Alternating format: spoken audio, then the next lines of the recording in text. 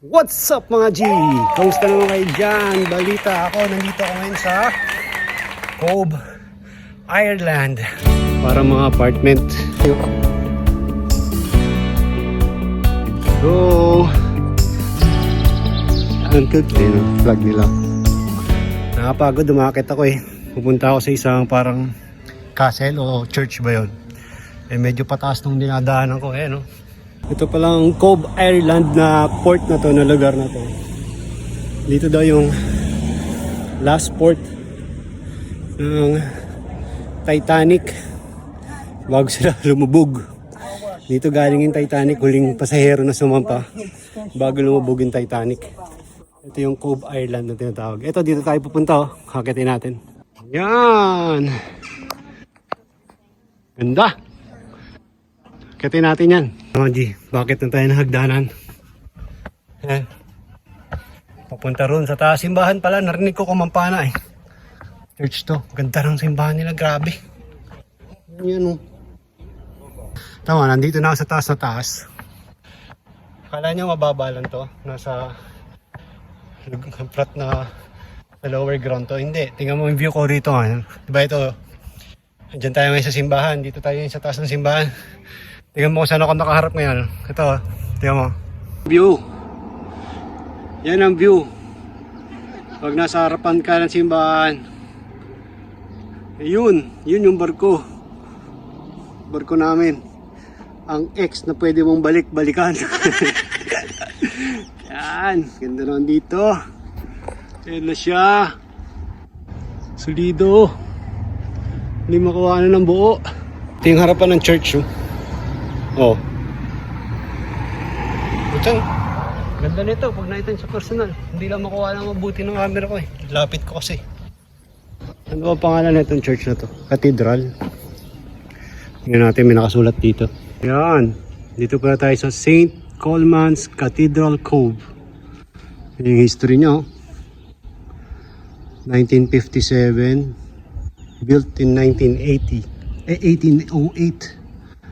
May nakikita ako naglalabas-pasok sa simbahan. Pasok tayo, mukhang pwedeng pumasok. Panoorin natin.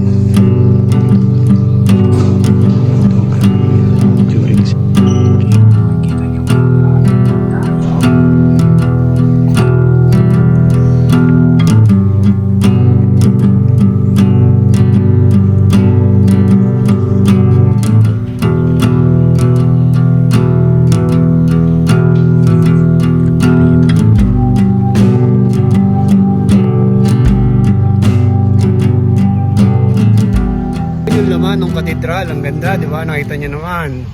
Alright, so doon tayo galing kanina nung paakyat papunta rito. Ngayon dito naman tayo dadaan sa kabila. Tingnan natin kung saan tayo dadali na itong daanan na to.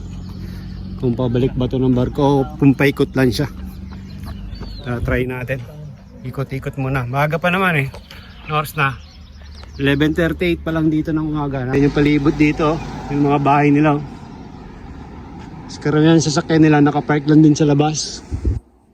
Pero may designated parking kasi may tamo yan, may linya. Yung kalsada, ibig sabihin dito ka lang pwede mag-park. Ito may daanan no? Tingnan natin muna ron. Ano meron dun sa taas. Alright, nandito na tayo sa intersection. Saan tayo punta? Ikot tayo, tas kaliwa tayo dito. Sa next next na kalsada.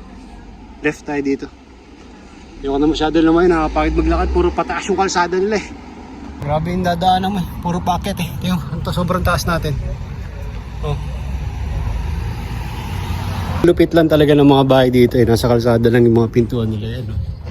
Yan, saan ka nagdadaan? Yan yung mga pintuan nila. Oh.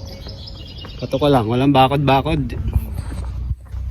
Baka may mga area din na gano'n na mayroong mga bakod, di ba? May guardian sa harapin parang mga sa atin, pero sila ganyan lang, diretso bahay agad oh. Oh yan, bahay, maliit lang yung bahay nila. Ito kasi nyo, tatawid tayo. Ang cute no? Ang cute na mga bahay. Ang liliit lang eh, tapos tabi-tabi, tapos mataas.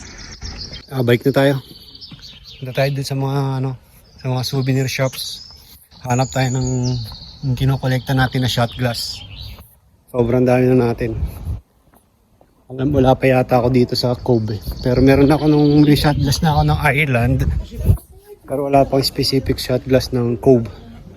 Ng Cork, Ireland. So yun ang hanapin natin. Tara, samahan nyo ako. Punta tayo sa mga souvenir shops.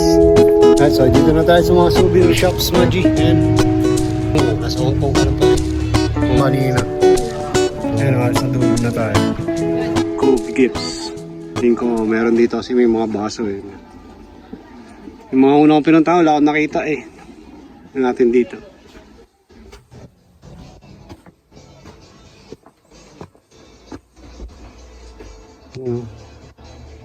Kaso tatluhan.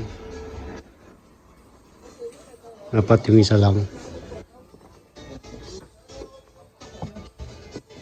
Ito. Bili na natin to. Kano? 3 euros. Pwede na.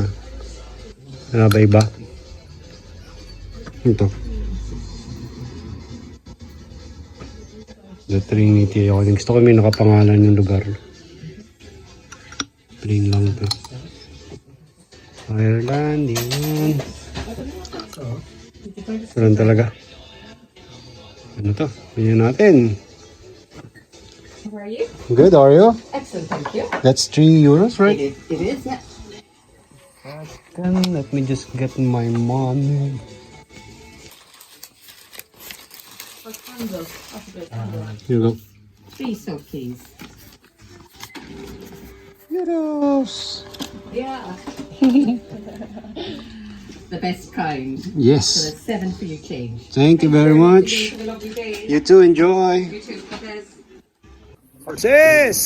3 euros para sa souvenir. Ayos na. Gawin natin yung kailangan natin gawin. Nakabili na tayo. May sukli pa tayo na 7 euros. Binayad natin 10 euros. Alright. Alright, so yun lang mga G. Next time ulit, paglabas natin na ibang port. Salamat. Paalam. Ciao. Kita kits.